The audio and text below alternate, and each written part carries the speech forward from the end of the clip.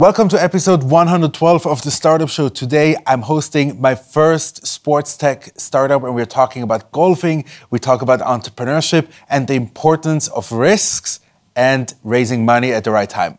Make sure to stay tuned.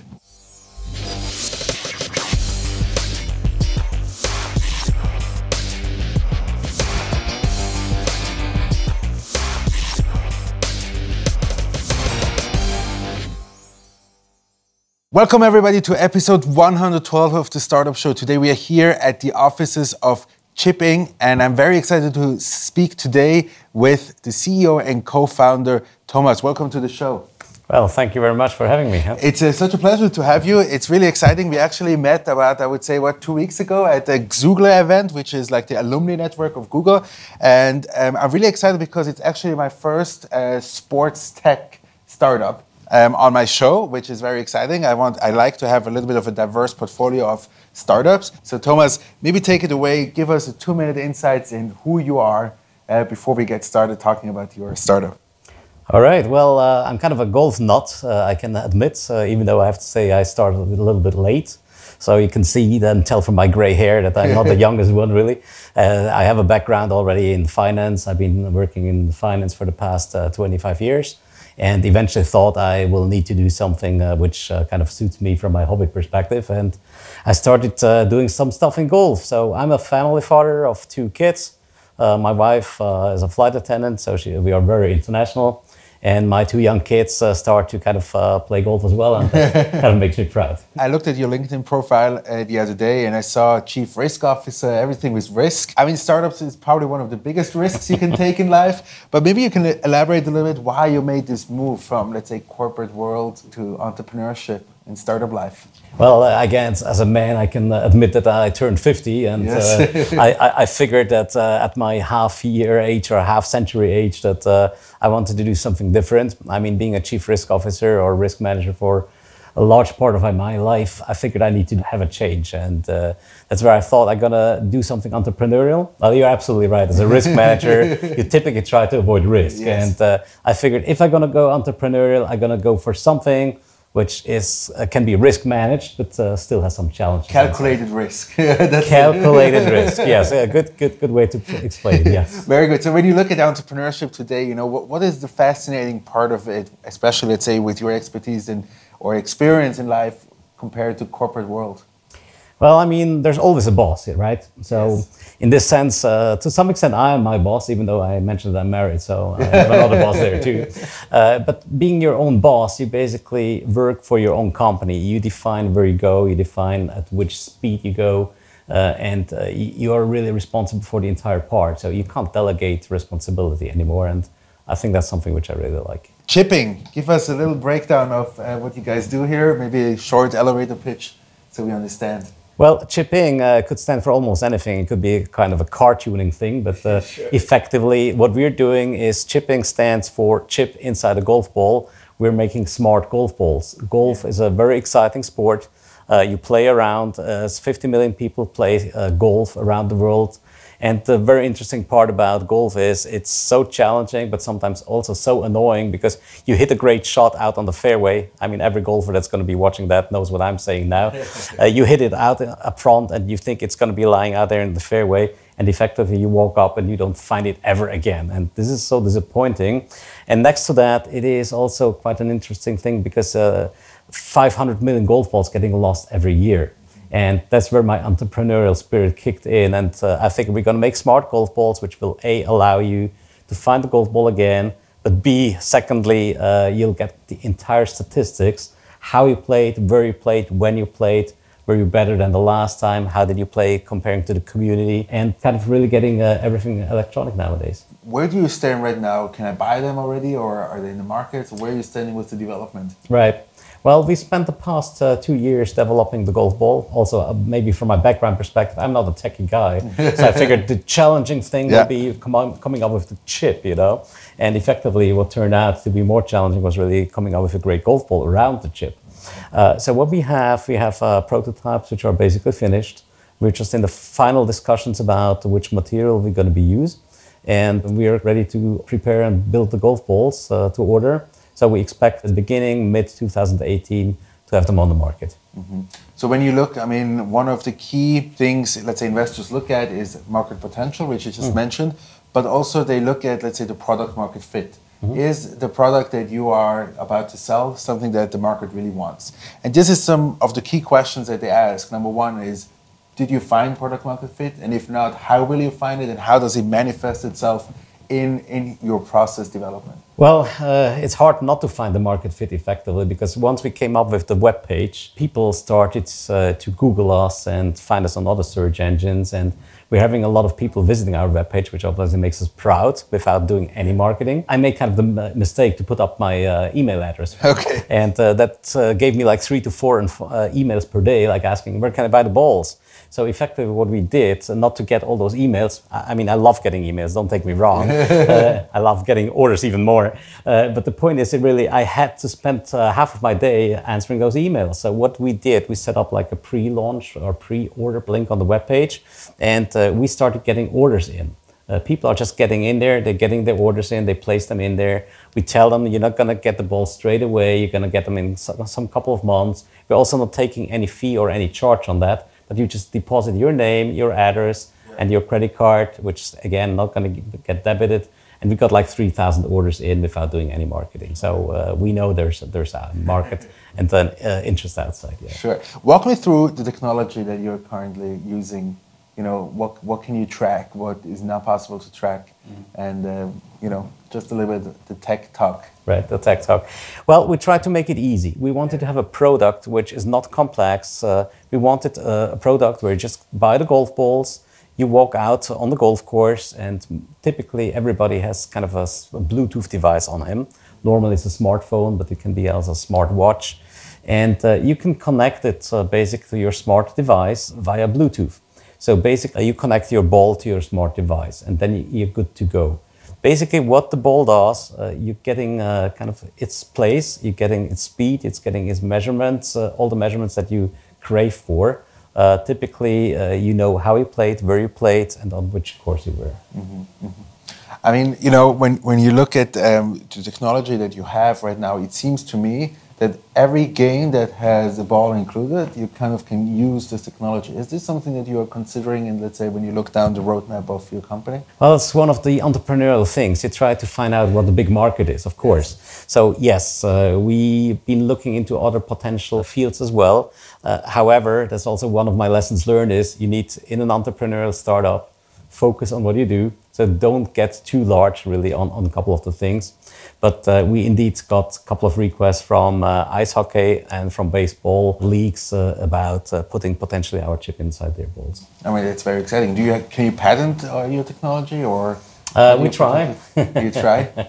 We filed a patent some 3 years ago. It takes obviously a while to get a patent approved, but we got a patent pending in the entire world, except maybe some destinations which we didn't care for really. So when you look more, let's say, in the big IoT space trends that you see currently, let's say, putting a chip somewhere in, is it something that like you see like currently being very trendy, or like something that you see around you, maybe also in the Swiss startup ecosystem, where you would say like that's like a specific trend in the sports sector? Well, you see a trend that everything's kind of getting obviously smart, or everybody tries to get everything smart. I'm not sure I would appreciate having a chip inside a chocolate bar, Might tell me something about my digestion, which I don't want to know.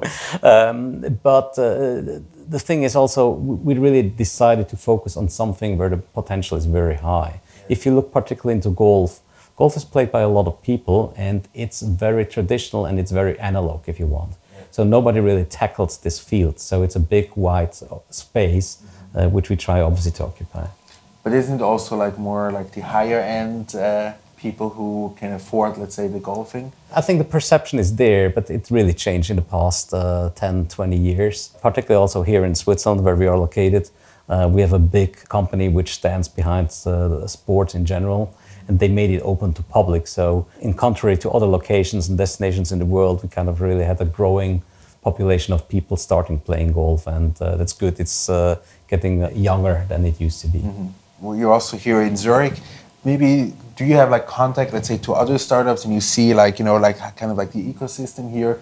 Any like, take that you would say like something that is working really well in this ecosystem, or something that like we can maybe, still improve? The one thing about Switzerland, I think we have the highest on per capita percentage on patent filed and other inventions.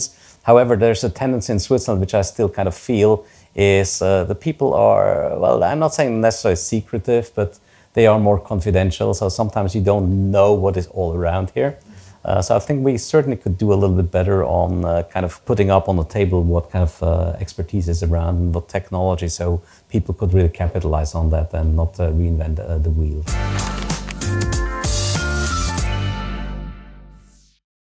We call this section the audience asks. So what happens usually is I ask online and on various social media channels. This time I did it a little bit different because my father-in-law is actually a big golfing fan. So I said to him, give me a challenging question. And I don't know if it's challenging for you, probably not. He asked the following: how does the embedded technology affect the quality of the ball?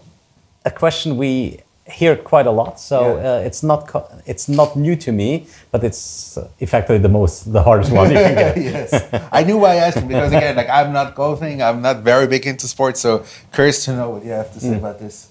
That's what I mentioned before in the discussion, where I thought the biggest challenge would be to come up with a chip and the technology to get the signal out. But effectively, the biggest challenge was really to come up with a golf ball that performs like a golf ball, that sounds like a golf ball, that looks like a golf ball. I know it sounds kind of stupid, but it's really a challenge, because the technology that you build inside a golf ball has to be very durable. Such a golf ball gets hit when you hit it with a driver. That's the biggest club, really. It gets basically an impact of about 300 to 400 G forces. So if you ask an electronics company or a provider, they don't really like hammering on your chips. And so we had to find out a way, obviously, on protecting this technology within the golf ball. And doing that, we had to compensate, obviously, for the performance of the golf ball. And at the same time, keeping in mind that there's a regulation in the golf industry which tells you the weight should not be higher than a certain amount, and the golf ball should not be smaller than a certain size. We spent really 1.5 years developing a golf ball that performs like a golf ball, and we had to come up with a high performance material which is better than in standard golf balls to compensate for kind of a, if you want, the dead material inside of the chip. What about, let's say, the weight when it's flying? It has absolute no impact because we catered for that. You have just a weight distribution which might be slightly different, so you can either put the weight in the core of the golf ball or in the outer perimeters of the golf ball. But as long as you have basically the maximum weight which is allowed, you're good to go. So that's what we catered for, and we're fulfilling all the requirements from the golf ball industry. So one of the next steps will be also filing this golf ball with the R&A, which is a golf regulator in Europe, and basically get it approved on the so-called approved golf ball list. Okay, approved golf. That's interesting. Okay, very cool. I didn't know that something like this exists. Okay, what's the best way to reach out to potential investors? Well, be communicative, be open. Don't try to hide your technology. Don't try to basically say, well, this is a secret, I can't share that with you. And one of the things that I found out, NDAs are great, but they're inhibitive as well. So just be open, be frank. Tell us one thing you learned the hard way. In startups, nothing is easy, nothing comes easy. So you really have to elaborate and have to learn everything. I think there's been a couple of ways where we tried to build up a golf ball the way we thought it's going to be easy to just go down this alley. And we had so many deturns and fallbacks. So I think the worst one was really just in the beginning where we thought we're kind of done, and we hit the golf ball with our golf ball cannon and it just burst apart. Okay, good. Okay, so most important characteristic in a team member? Very open, direct. Don't try to hide when you fail on something. Just be very open. It's a startup environment. It's not completely risk-free, but it's actually more risk if you try to hide something which you kind of failed to do, because that's the way it's going to make it more complicated. What's most important to you in an investor? On an investor side, I personally, well, I mean, everybody loves smart investors and smart money, of course. For me, important in an investor is, again, it depends on in which state you are as a company. To some extent, I'd like the investor to bring something to the table, next to the money, of course, but also some kind of patience, I think. Because not always, and in this environment where we work at, you get immediately to the goal where you can start basically producing and selling. Yeah. How did you come up with the idea? It was really kind of a typical back of the envelope situation where you hang up with your friends where you played golf in the 19th hole, which is basically the bar. And you tell the guys why you lost the golf balls and why everybody was responsible for it, just not yourself. So we basically just figured out that in the 21st century there must be a solution to find golf balls and get something more out of the game. We are now getting into the expert advice. Expert advice, we want to get like a little nugget of your wisdom for future generations documented on my channel. So maybe you can give us, where you feel you are the expert in something, give us a short statement. Well, one of my experiences during the golf ball production was kind of a discussion inside with my business partner. Shall we come up with the so-called MVP first and basically produce everything around it so we can present it and get the fund raised for the next stage? And what I kind of came to realize that the world nowadays works largely differently. You almost have to come up with your big thoughts, your big ideas, make a nice marketing around it.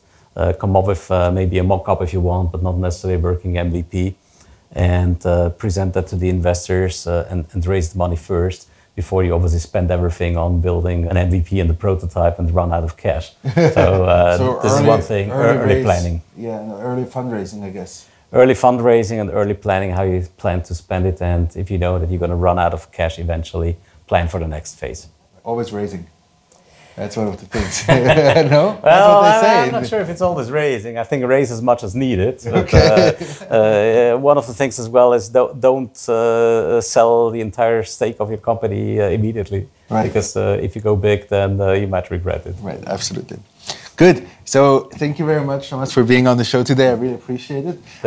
Thank you very much, everybody who stayed all the way till the end of this video. Thank you very much for being here today with me, and have a great day. Hi, my name is Tobias. I'm the co-founder of Sharepreneur. Make sure you tune in next Monday for an interesting talk and stay subscribed to get notifications. Have a great day.